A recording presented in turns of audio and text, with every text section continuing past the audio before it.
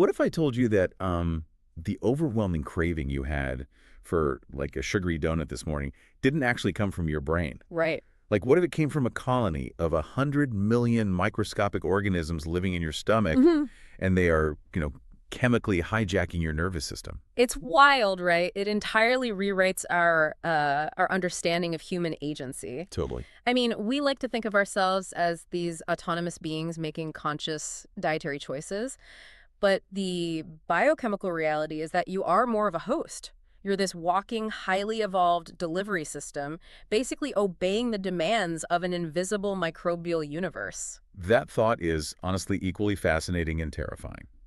So, welcome everyone to today's deep dive. Glad to be here. Our mission today is highly ambitious for you guys. We are looking for the unified theory of nutrition. We're taking a massive stack of literature, clinical gastroenterology, advanced sports nutrition, molecular longevity studies, and we're trying to figure out how it all connects. Yeah, we are pulling from a lot of places today. Right. We're looking at the groundbreaking gut health research from pioneers like Michael Gershon and David Perlmutter. Then we're exploring the longevity protocols of Walter Longo and cross-referencing all of that with the definitive muscle and strength nutrition pyramid by Eric Helms. And, it sounds like a lot of completely disparate information. Oh yeah, it really does. But the beautiful thing about these sources is that when you strip away the marketing hype, the fitness industry stuff, The noise. exactly, the noise, they all point toward the exact same underlying biological mechanics. It's really all one interconnected system. Okay, let's unpack this. We are throwing out the old idea of the body as this like simple furnace where you just shovel in calories and burn them off. Right, that model is dead. We are diving straight into the micro-reality of your gut. Let's talk about the second brain. I was reading through Gershon's work, and the medical term here is the enteric nervous system, or the ENS.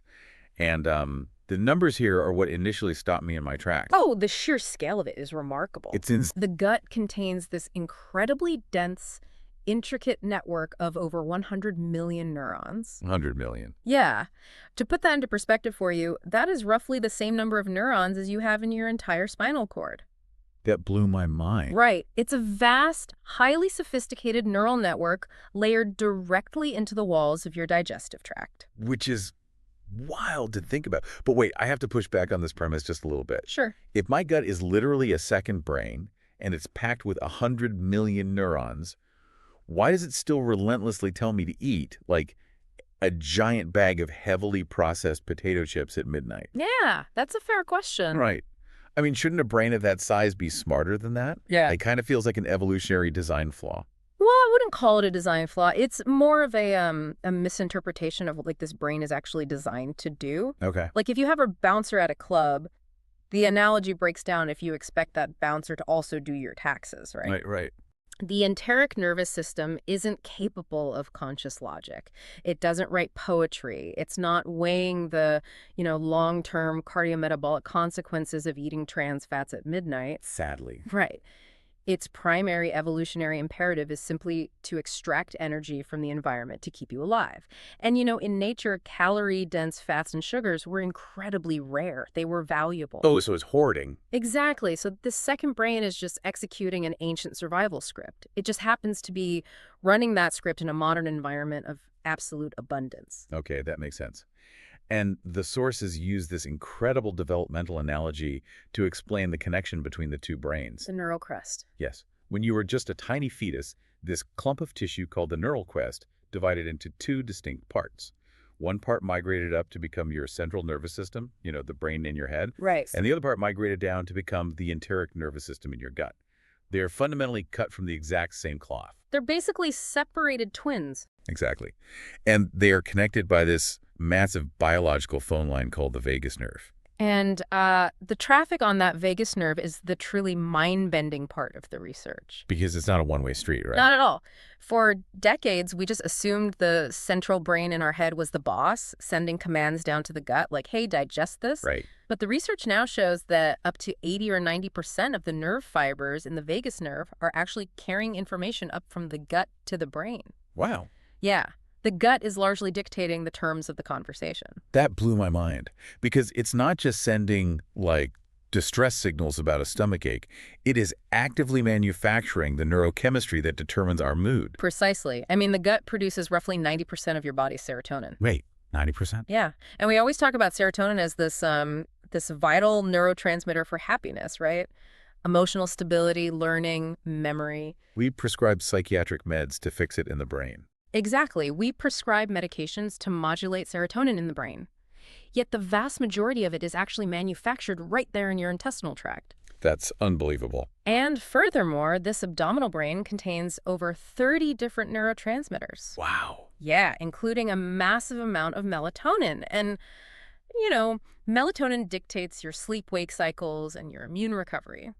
So when you feel a gut instinct, you're so anxious, you feel butterflies. It's real. That's not some poetic metaphor. That is a literal biochemical transmission from your second brain overriding your cognitive brain. That's physical data. Man.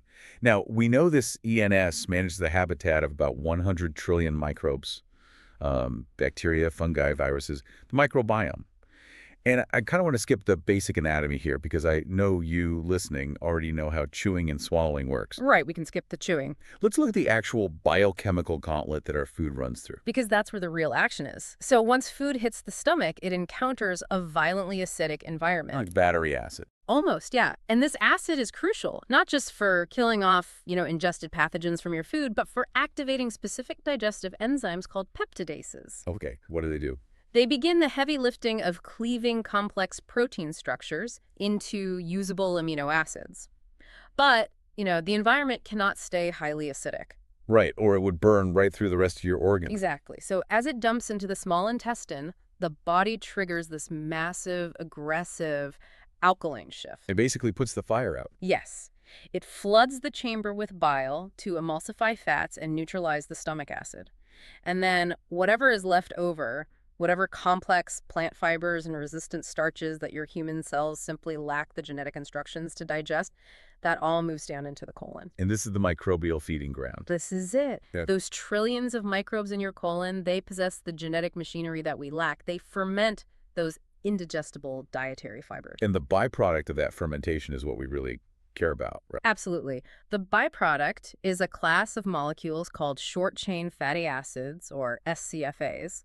The primary heavy hitters we look at in the clinical literature are butyrate, acetate, and propionate. Right. I noticed the sources treated butyrate like it was some kind of holy grail molecule. Why is this specific short-chain fatty acid so critical? What's fascinating here is that butyrate acts as the primary fuel source for your colonocytes. The actual cells lining your colon. Exactly. If those cells don't get butyrate, they literally starve, undergo autophagy, and die. Oh, wow. Yeah, but beyond just providing energy, SCFAs act as powerful epigenetic signaling molecules. Wait, what does that mean in plain English? Basically, they circulate through the bloodstream, they cross the blood-brain barrier, and they signal specialized immune cells, called T regulatory cells, to stand down. Oh. Yeah, they actively turn off the systemic inflammation pathways in your body. So they are basically the ultimate peacekeepers of the immune system. That's a perfect way to put it. So this naturally leads to the most important question. If this microbial ecosystem is dictating our serotonin, managing our sleep, and controlling our immune system, how do we properly feed it? Right, the practical application. Which brings us to the actual dietary methods analyzed in our sources. And I want to start by dissecting the alkaline diet because the internet is completely flooded with misinformation about this one. Oh, it absolutely is. The modern marketing around the alkaline diet is largely pseudoscience. It's based on a total misunderstanding of a very real 19th century clinical theory. Right. The sources trace this back to the mid-1800s dietary ash hypothesis. Right. The original observation was that foods, after being completely metabolized and burned for energy, leave behind a chemical ash. And that ash is either acidic or alkaline in nature. Correct. Now, human blood pH is incredibly tightly regulated, right? It sits right in that microscopic window between 7.35 and 7.45. Very tight window. So the modern pitch you see on social media is always like, drink this alkaline water and eat these alkaline foods to make your blood more alkaline because disease can't survive in an alkaline environment. Which is a fundamental biological impossibility. Seriously. Yeah, if your blood pH fluctuates even slightly outside of that 7.35 to 7.45 window, you are experiencing severe metabolic acidosis or alkalosis. You're in big trouble. Yeah, you don't need a green smoothie at that point. You need an intensive care unit. Right. The massive misconception we must correct here is the idea that eating alkaline foods, like fresh fruits, vegetables, plant proteins, that it meaningfully changes your blood pH. It doesn't. Your body will simply not allow it to. Okay, so if the core marketing claim is totally false, why does our literature still point to the alkaline diet as a highly effective clinical intervention? Like, what is it actually doing? It's all about mitigating a concept called PRAL, that's potential renal acid load. BRA. Right. So your body has a complex built-in buffering system, utilizing your kidneys and lungs to neutralize any acid and maintain that strict blood pH. It's doing the heavy lifting behind the scenes. Exactly. When you consume highly processed, sugary, or fried foods, they leave a heavy acidic ash. Now, your blood pH doesn't drop because your buffering system works over time. Okay. But there is a biological cost to that constant buffering. What kind of cost? What happens? Well, to neutralize a chronic dietary acid load, your body has to pull highly alkaline minerals, primarily calcium, directly out of your bones. Oh, yikes. Yeah. Over decades, this chronic stress state triggers systemic inflammation and weakens your skeletal density. So you're basically mining your own bones to balance a bad diet. Precisely. So eating an alkaline diet, which is really just a diet rich in fresh fruits, vegetables, and whole plant fibers, it doesn't change your blood pH. It simply gives your body the biochemical tools it needs to thrive without constantly fighting a 5-alarm acidic fire. It just removes the stress from those buffering organs. And the clinical outcomes they mention are undeniable. The sources note very specific, visible changes. Significantly softer feces, perfectly clear urine, and the total resolution of chronic constipation. Right. And it's not magic, right? It works better than any pharmaceutical laxative simply because you are finally giving the colon's microbiome the specific plant-based fibers it evolved over millions of years to ferment. Exactly. Which, transitions us perfectly into the anti-inflammatory approach, because that focuses heavily on repairing a modern epidemic known as intestinal hyperpermeability. Or what everyone calls leaky gut. Yes, leaky gut. Let me try to refine an analogy here to make sense of this, because I was thinking about it while reading. I was thinking of the gut lining like the velvet rope at a very exclusive nightclub. Okay, I like that. The cells lining the intestinal wall are the bouncers. Their only job is to unhook the rope for the VIPs, right? The digested nutrients, vitamins, the amino acids. Right. And their job is to immediately block the riffraff, the environmental toxins, the undigested food particles, the pathogenic bacteria. It's a really solid conceptual framework. In the clinical literature, those bouncers are a series of complex protein structures known as tight junctions. Tight junctions. Yeah, they literally stitch the epithelial cells of your gut lining together, forming this semi-permeable barrier, and their opening and closing are regulated by a specific protein called zonulin. Right, zonulin. So leaky gut occurs when we continually consume things that trigger massive zonulin release. Exactly. The tight junctions break down, the bouncers basically abandon their posts, suddenly the velvet rope is totally gone, the doors are wide open. And chaos ensues. Yeah, large undigested food proteins and bacterial toxins. The sources call them lipopolysaccharides. Yes, LPS. Right, so LPS leaks directly out of the digestive tract and into the bloodstream. And when those unauthorized particles enter the bloodstream, the immune system goes into absolute panic mode. Because it doesn't know what they are. Right. And keep in mind, the immune system strategically stations about 70% of its entire force directly behind that gut wall. Oh, wow. I didn't know it was that high. It's a massive deployment. Because it doesn't recognize these leaked particles as food, it recognizes them as foreign invaders. So it mounts a massive systemic inflammatory response to destroy them. The Civil War. Pretty much. So to stop this civil war, the sources are incredibly strict about the dietary elimination required. To allow those tight junctions to heal, you have to entirely remove the chemical triggers. You have to clear the field. You must eliminate refined sugars, conventional dairy, modern gluten, alcohol, artificial sweeteners, and significantly, NSAID painkillers like ibuprofen. That's a big one. Yeah, the research shows ibuprofen directly erodes the intestinal mucosal lining. It's a harsh elimination process. I'm giving all that up as tough. But it's absolutely necessary to calm the immune system. Right. But here is where the science of gut health gets incredibly tricky. Wow. When we move beyond general elimination and look at specific popular diets, say the Mediterranean diet versus the ketogenic diet, we see radically different impacts on the microbial ecosystem. Yes. This dietary clash in our sources is fascinating. Let's look at the Mediterranean diet first. Okay. Universally praised, right? Right. Rich in high-fiber legumes, whole grains, heavy polyphenols from olive oil and wine. Yeah. And the clinical trials show it drastically increases beneficial bacteria like bifidobacterium and Faecalibacterium prausnitzi. Right, and those are the classic high-volume producers of those anti-inflammatory short-chain fatty acids we just talked about. These keepers. Exactly. It's a highly robust, microbiome-friendly protocol. But then, we analyze the ketogenic diet. Oh man, keto. Right. Extremely high fat, very low carbohydrate, and often inherently low in diverse plant fibers. Yeah. The literature clearly shows that extended periods of strict keto actually starve out the fiber-loving bacteria. Because there's no fiber for them to eat. Right. Which significantly lowers your overall microbial diversity. And in gastroenterology, low diversity is almost universally considered a negative marker for health. And here's where it gets really interesting. Keto isn't all bad news for the gut, according to the sources. No, it's not. The sources show that while it starves some bacteria, the ketogenic state exponentially increases the population of a very specific, fascinating strain called Akkermansia mucinifera. Yes, Akkermansia. And that specific bacteria is actually strongly associated with a strengthened gut barrier and lowered metabolic inflammation. It seems completely paradoxical at first glance, doesn't it? Totally. Because Akkermansia mucinifera doesn't eat dietary fiber. It literally feeds on the mucus layer that coats and protects your intestinal walls. Wait, you would think that a bacteria eating your protective lining would be dangerous, like it's chewing through the walls? You'd think so. But the biological mechanism is incredibly elegant. By actively grazing on the mucin, Akkermansia acts like a gardener pruning a hedge. Ooh. Yeah, its feeding activity chemically signals your goblet cells to dramatically ramp up production of new, thicker, healthier mucus. That is unbelievable. So it basically forces the body to build a stronger fortress wall just by grazing on it. But honestly, as I was reading through these specific microbial strains, I found myself getting genuinely frustrated on behalf of you, the listener, because there is a massive direct contradiction in the scientific literature we are reviewing.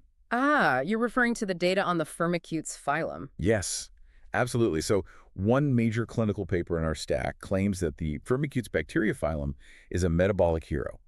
It says it's highly anti-inflammatory, and it's one of the primary producers of that healing butyrate we desperately want. Right. But then you flip to another massive study in our stack, and it explicitly, forcefully links higher levels of Firmicutes directly to obesity, type 2 diabetes, cardiovascular disease, and negative genetic expression. It's confusing. How on earth can the exact same bacteria be both the ultimate cure and the deadly disease? Yeah. Like, if I'm a listener trying to design my diet, this conflicting science makes me want to just throw my hands up and order a pizza. I get it. Your frustration is completely justified. And Yeah. honestly, it highlights the primary hurdle in modern microbiome research. Well, for decades, we tried to view microbes through the exact same lens as pharmaceutical drugs. We assumed, X bacteria will always produce Y result in every single human. Like a math equation. Right. But we're finally realizing that microbes do not operate in a vacuum. A specific phylum like Firmicutes functions entirely differently depending on the host's genetic baseline, their chronic stress levels, and most importantly, their total dietary landscape. Oh. So it's basically a chameleon. In a way, yes. So in a healthy individual consuming a diverse, high-fiber, plant-based diet, Firmicutes acts as a diligent worker. It ferments that fiber into healing butyrate. The good stuff. Right. However, if you take that exact same bacteria and place it into the gut of someone eating a high-sugar, highly processed Western diet, its behavior totally shifts. Really? Because it's so incredibly efficient at breaking down energy. In a high-calorie environment, it essentially becomes too good at its job. It harvests every single available calorie from that junk food and drives it straight into fat storage. Oh, wow. Yeah, it accelerates obesity and metabolic syndrome. So the bacteria isn't inherently good or evil. Context is quite literally everything. The environment dictates the genetic expression of the microbe. Precisely. Which is why hyper-focusing on a single bacterial strain or, a single dietary gimmick almost always fails in the long run. We have to look at the entire systemic picture. Which perfectly bridges us into the next phase of our unified theory. How do we translate all of this incredibly dense microscopic gut health science into the macro goal of living a long, energized, disease-free life? The Holy Grail. Exactly. How do we balance these nutrients for optimal longevity? To answer that, we have to look deeply into the work of Dr. Walter Longo and his 5 pillars of longevity. Yes, Felter Longo. Right. Longo is a pioneer in the biology of aging, and his fundamental warning is against extreme diets that are based on manipulating only one isolated biological mechanism. Right, like the biohackers who say, I'm going to eat zero carbohydrates forever just to keep my insulin levels completely flatlined. But they completely ignore what that total lack of fiber does to their gut diversity, or how that massive saturated fat load alters their cellular aging pathways over a 20-year horizon. Yeah. You might solve a short-term vanity metric, but initiate a long-term pathological cascade. Not a good trait. Not at all. So Longo synthesized decades of epidemiological data from the world's blue zones, the regions with the highest concentrations of centenarians, and he put that alongside intense clinical trials. Okay. And his resulting optimal longevity diet is primarily a pescatarian approach. We're talking about a protocol that is close to 100% plant and fish-based. And he's very specific about the fish, right? Yeah. You don't just eat massive tuna steaks every single day. No, no. He strongly advises limiting high mercury, top of the food chain fish like tuna and swordfish. Instead, he favors smaller, lower food chain fish. Like sardines. Sardines, anchovies, wild-caught salmon, things that provide the vital omega-3 fatty acids, but without the heavy metal neurotoxicity. It is a very calculated approach, but without a doubt, the most paradigm-shifting aspect of Longo's research and the concept that causes the absolute most friction in the traditional health and fitness space is what I call the protein paradox. Oh, this completely turns traditional gym advice upside down. Yeah. Let's really dig into the protein paradox because it fundamentally changes how we view macronutrients over our lifespan. It really does. For years, the prevailing wisdom in fitness was simply more protein is always better. Bro science. Exactly. But Longo's research reveals a massive age-dependent pivot. The clinical data clearly demonstrates that for adults under the age of 65, consuming a diet high in protein, specifically animal-derived protein rich in amino acids like methionine and leucine. The stuff in steak and chicken. Right. It's actually strongly linked to accelerated aging, a massive increase in cancer risk, and higher overall all-cause mortality. And I want to clarify the mechanism here for you Yeah. listening, because it's not that animal protein is inherently toxic like poison. It's about cellular signaling. High levels of these specific amino acids hyperactivate growth pathways in our cells, specifically a pathway known as mTOR, Right. the mechanistic target of rapamycin. Right. And they elevate a hormone called IGF-1, or insulin-like growth factor 1. That's the exact biochemical trigger. Look, mTOR and IGF-1 are incredible for driving growth. If you want to build a massive bicep, you absolutely want those pathways active. Right. But your body doesn't isolate that growth signal. If you keep mTOR constantly activated with high animal protein intake for decades, it accelerates cellular senescence. The aging of your cells. Exactly. It tells your cells to rapidly divide and grow, which is the precise mechanism behind tumor growth and cancer proliferation. Oh. So before age 65, keeping those pathways relatively quiet with a lower protein, highly plant-based diet is intensely protective. The moment you hit your mid-60s, the biological rules entirely invert. They flip 180 degrees. Once an individual crosses that threshold around age 65, the exact same high-protein diet that was previously considered a risk factor suddenly becomes highly protective and honestly necessary for survival. Wait, why the sudden shift? Does the gut change? Well, multiple systems change. First, your gastric acid production and your digestive enzyme efficiency naturally decline with age, Okay. meaning the elderly extract and absorb far fewer amino acids from the exact same piece of fish compared to a 30-year-old. Oh, so they just aren't getting as much from it. Right. But more importantly, the primary mortal threat to the human body shifts. Before 65, the threat is cellular overgrowth cancer, cardiovascular plaque. Right. After 65, the greatest threat to longevity is sarcopenia. Which is muscle loss, right? Yes. The rapid degenerative loss of skeletal muscle mass, bone density, and sheer physical frailty. Ah.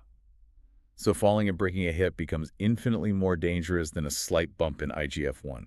Exactly. An elderly person desperately needs that extra protein stimulus just to maintain enough muscle mass to survive a bout of pneumonia or a fall, or simply to remain metabolically stable. Because the threshold for triggering muscle protein synthesis is blunted in older adults. They basically require a louder biological signal. Perfectly said. So for the over 65 demographic, Longo's protocol actively encourages incorporating significantly more protein. Like what? High-quality fish, pastured eggs, and specific sheep and goat dairies. Things like feta, pecorino, and goat's milk yogurt, which are, more easily digested and less inflammatory than standard cow's milk. It really reinforces that nutrition is not a static dogma.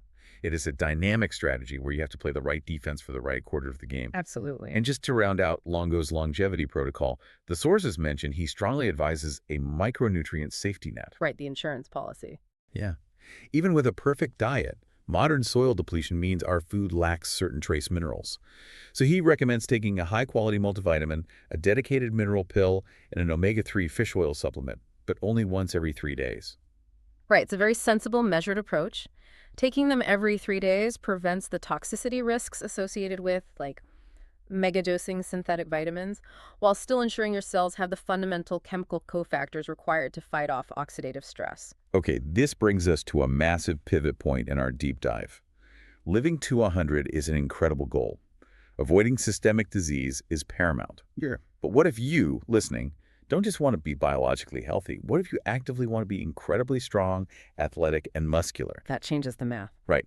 If optimal longevity requires keeping protein relatively restricted in your 20s and 40s to quiet those MTR growth pathways, how on earth does that square with building an impressive muscular physique?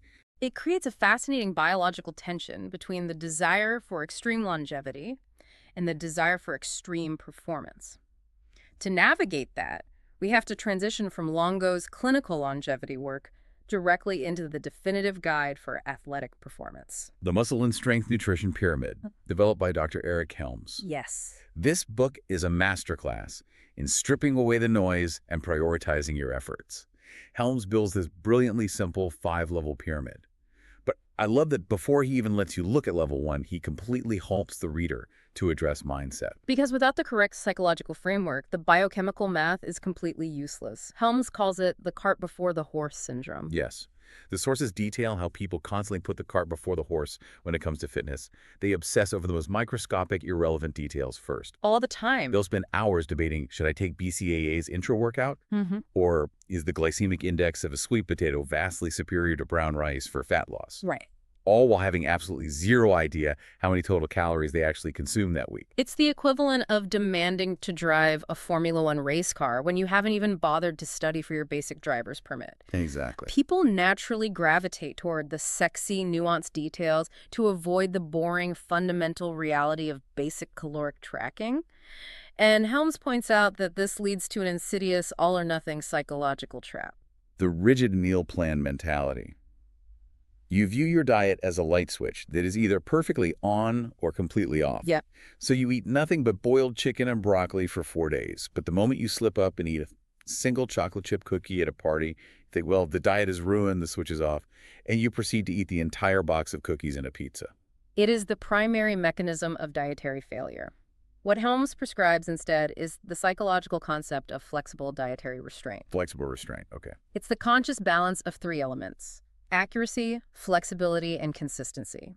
You aim to be highly accurate with your nutritional targets, but flexible enough in your food choices to actually maintain your sanity. Which inevitably leads to long-term consistency. Exactly. All right, with that mindset established, let's actually build this pyramid. We start at the absolute foundation, level 1, energy balance. The inescapable law of thermodynamics.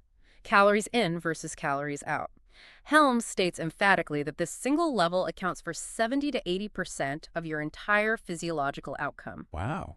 Yeah, before you worry about protein, before you worry about meal timing, total energy balance dictates the direction of your body weight. And he breaks it down into 3 states. You are either in a cut, which is a deliberate caloric deficit specifically designed for fat loss. Right. You are at maintenance eating roughly what you burn to stabilize your weight. Or you are in a bulk, a deliberate caloric surplus designed to provide the excess energy required to synthesize new muscle tissue. And this surplus is where many people make a critical error. The dirty bulk. Exactly, assuming a bulk just means eating everything in sight. The literature notes that this energy balance must be carefully calibrated to your specific somatic body type. Right, because the biochemical math isn't one size fits all. The sources detail how different metabolisms require vastly different approaches to a bulk. Yes. Like if you were naturally a mesomorph, someone who tends to build muscle relatively easily, has an active metabolism, stays somewhat lean, you might actually need an aggressive 500-calorie daily surplus just to force the body to build new tissue. Because a mesomorph's body will often unconsciously upregulate something called NEAT, non-exercise activity thermogenesis. Basically just moving around more without realizing it. Right. When you feed them 500 extra calories, they unconsciously start fidgeting more, pacing while they talk, standing instead of sitting. They essentially burn off that intended surplus without even stepping into a gym. But if you are an endomorph, someone who has a slower metabolism and is highly prone to storing excess energy as fat, that 500-calorie surplus would be disastrous. Oh, terrible idea. An endomorph needs a much more precise, conservative approach, perhaps only a 200 or 250-calorie surplus, just enough to fuel muscle synthesis without spilling over into massive fat accumulation. Exactly. You must calibrate level 1 to your individual physiology, and only once that total energetic boundary is established can we move up to level 2. Level 2, macronutrients and fiber. How do we divide that total caloric pool into carbohydrates, fat, and protein? And for anyone stepping into a gym, protein is the undeniable foundation of level 2. While Walter Longo advocates for low protein to maximize lifespan, Eric Helms is optimizing for maximum force production and muscle hypertrophy. Totally different goal. Right. To maximize muscle growth, the strict upper recommendation in the sports science literature we reviewed is up to 2 grams of protein per pound of body weight. Which is an astonishingly high amount of protein. It is a massive biochemical load, but from a purely structural standpoint, it's required. Hard resistance training physically tears muscle fibers. To rebuild those fibers larger and stronger, the body requires a constant circulating pool of raw materials, specifically amino acids derived from dietary protein. Okay, but let me play devil's advocate here and try to break the system. Go for it. Let's say I do the math. I figure out I need 3,000 calories to bulk, and I need 200 grams of protein. Does hitting those exact macro numbers mean I can just eat fast food cheeseburgers, processed whey protein shakes, and bowls of ice cream all day, as long as I hit 3,000 calories and 200 grams of protein? Ah, IFYM. Exactly. This was the whole if it fits your macros trend Ah. that took over the internet a few years ago. And this is exactly where our unified theory comes together and where we must integrate our earlier deep dive on the microbiome. Because yes, purely from a physics and thermodynamics standpoint, if you strictly hit those macros, your body weight will change according to the math. You might gain muscle mass. Okay. But from a holistic, biological, and peak performance standpoint, utilizing junk food to hit those macros will violently sabotage your progress. Because it completely ignores the 100 million neurons and the trillions of microbes sitting in the gut waiting to process that fast food. Precisely. Remember, intense resistance training is not just physical damage. It triggers a massive spike in systemic inflammation. To recover from that workout, you rely entirely on your immune system to clear the cellular debris and initiate repair. Right. And as we learned in Section 1, up to 70% of your immune system's function is dictated by the health of your gut microbiome. Man. So if you feed your gut highly processed junk food devoid of fiber, your microbes literally starve. They cannot produce those vital anti-inflammatory short-chain fatty acids like butyrate. Exactly. And without butyrate, systemic inflammation remains chronically elevated. Your immune system is too busy dealing with the leaky gut caused by the junk food to effectively repair your torn bicep tissue. Oh. Furthermore, the lack of fiber disrupts the enteric nervous system's ability to produce melatonin, meaning your deep sleep architecture is destroyed. You simply cannot decouple muscle hypertrophy from gut health. If the gut is inflamed, recovery plummets, and your muscle growth hits a brick wall. That is such a crucial, profound connection that almost the entire fitness industry ignores.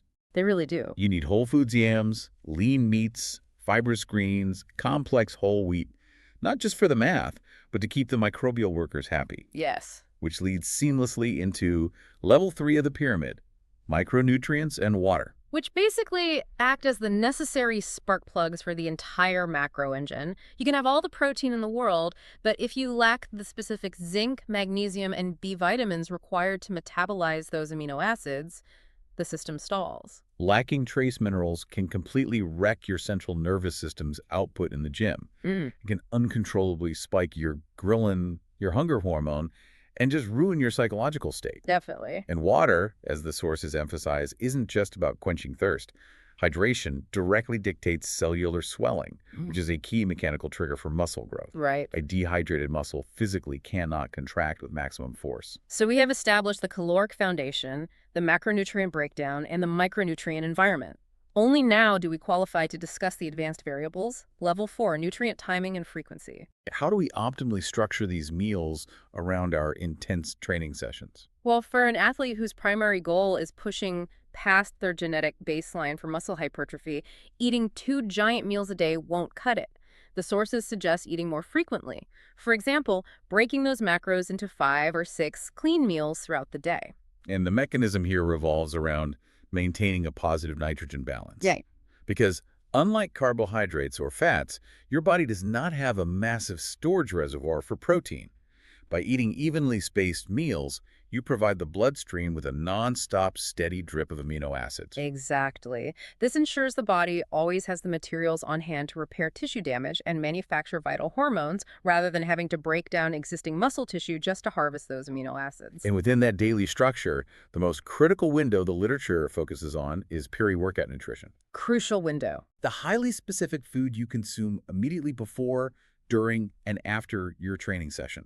The sources detailed the immense importance of surrounding your workout with easily digestible carbohydrates and fast-acting protein. It's all about manipulating the hormonal state of the body.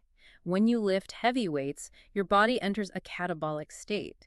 It is actively breaking down glycogen for fuel, it's releasing cortisol, and it's tearing muscle fibers. Okay. Your goal is to violently halt that catabolic state the minute the workout ends and force the body into an anabolic muscle building state. So consuming those post-workout carbs spikes your insulin, which in this specific context is actually highly beneficial. Extremely beneficial. Because insulin rushes in to replenish the depleted muscle glycogen stores, and it basically drags the amino acids from the protein directly into the damaged muscle cells to immediately initiate repair. It leverages the body's acute stress response for maximum adaptation. So what does this all mean for daily life? Like, how neurotically tight do you have to track these specific macros, micros, and timings without entirely losing your mind and becoming alienated from society? That is where Helms introduces a brilliant sanity-saving concept, the 3-tiered tracking system. I love this part. It allows you to scale your neurosis to your specific seasonal goals. The baseline tier is simply called good. In this tier, you only track one thing, your total caloric target, aiming to land within a flexible range of plus or minus 100 calories daily. Which is perfect for a casual maintenance phase or when you are on vacation and just trying not to lose all your progress. Exactly. But when it's time to actually push for progress, you level up to better. Right. The better tier means you are still hitting that daily caloric target within the 100-calorie window, but now you add a second non-negotiable metric. You must hit your protein target precisely. You let carbohydrates and fats fall wherever they may based on your food choices that day, but calories and protein are locked in. This ensures you are actively preserving or building muscle tissue while strictly controlling your total body weight. For 90% of the population, living in the better tier is the holy grail of results and lifestyle freedom. And then there's the apex tier, best. Yeah. This is where you track everything. You are hitting your total calories, and you are hitting your exact pre-calculated targets for protein, carbohydrates, and fats, usually within a tiny margin of error of 5 to 10 grams. It's very tedious. Extremely. Yeah. But Helms strongly notes that living in the best tier year-round is psychologically damaging.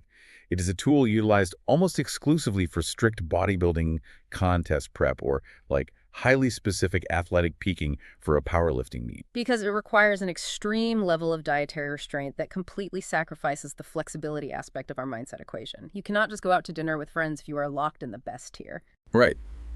Which finally brings us to the tiny, glistening tip of the nutritional pyramid. Level 5, supplementation.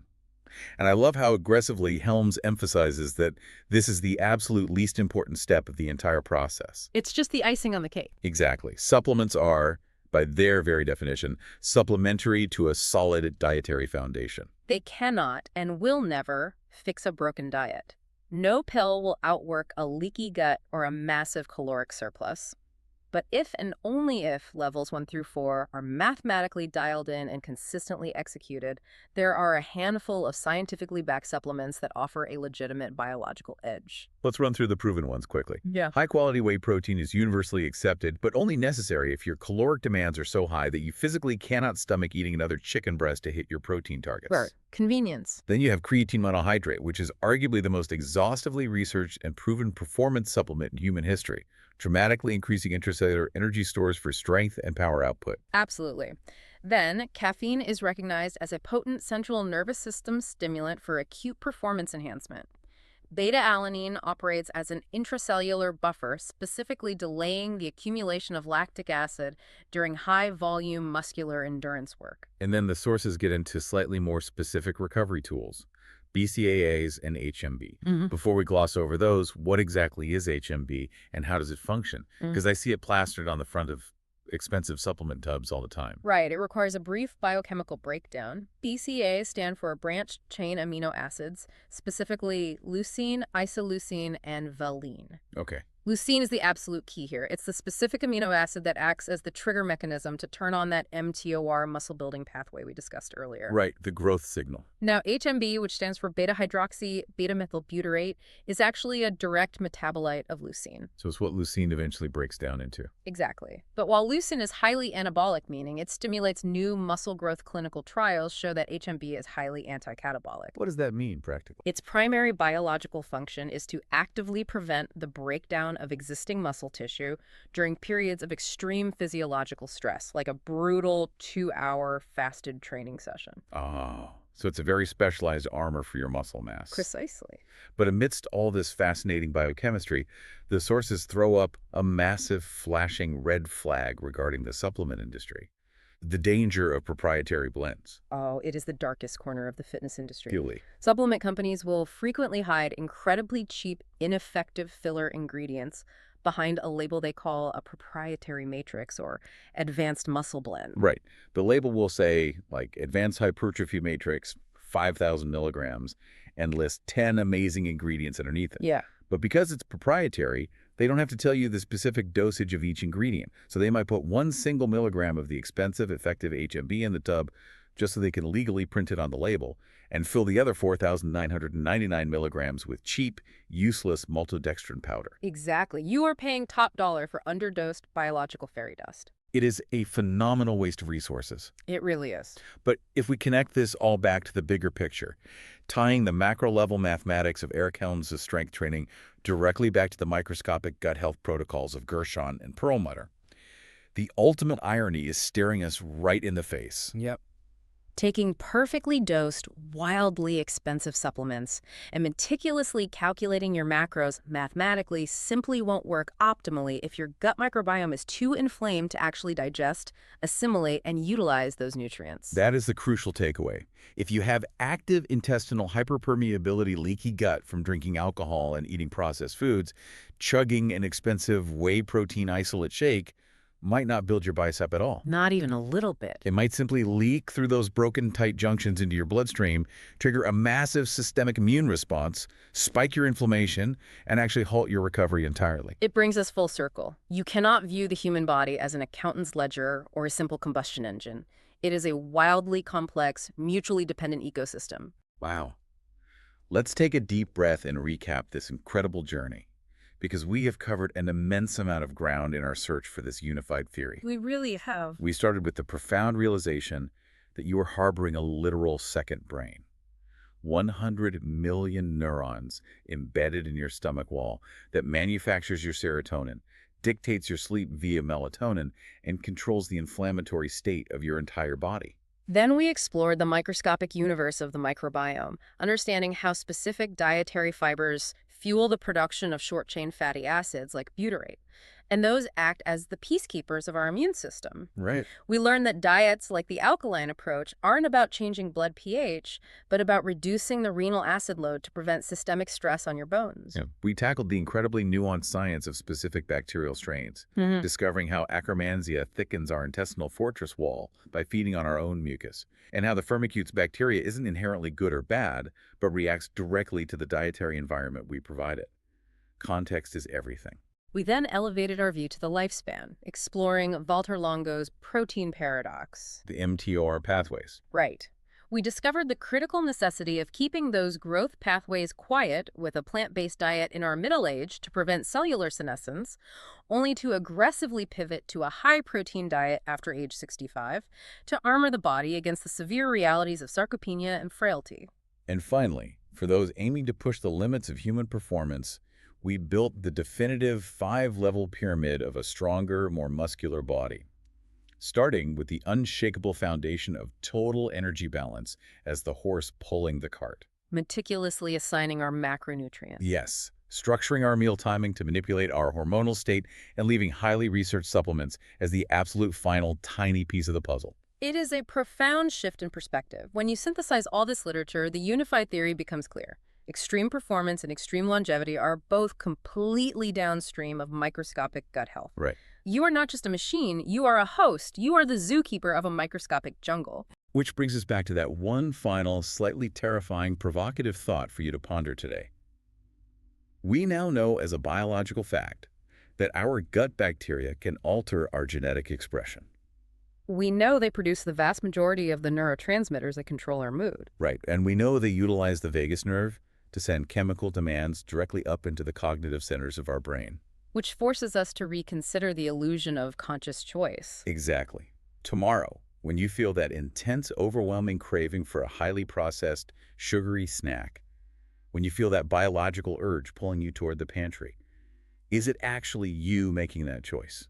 Or are you just a highly evolved walking, talking delivery system, blindly executing the biochemical demands of the trillions of microscopic organisms holding your second brain hostage? It certainly makes you view your next meal through a radically different lens, doesn't it? It changes everything. You aren't just eating for one. You are feeding an entire universe. Thank you for joining us on this deep dive into the unified theory of nutrition. Until next time, choose your macros wisely and feed your bugs well.